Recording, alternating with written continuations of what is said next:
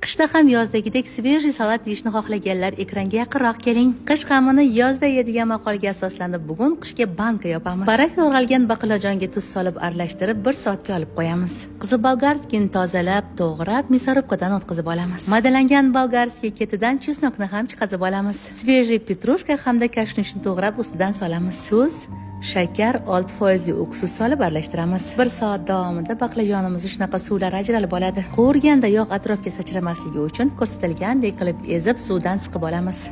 Tovaga yog' solib, ozroq yog' ustida ikkala tarafini chiroyli qilib qovurib olamiz. Bankalarni esa xohishingizga ko'ra, xohlasanglar duxovkada, xohlasanglar parda ushlasanglar bo'ladi. Bankaga baqlajon qayla tarzda terib olamiz. Qopqoqni yengil yopib, kattaroq idishga sochiqcha solib, ustidan qo'yib, suv solib, qaynab chiqqandan keyin 15 daqiqa qaynatib olamiz. Mazali salat retsepti tayyor. Resept yoqqan bo'lsa, nodarangizni duo qilib, bankani qishga olib qo'ying va like bosishni unutmang.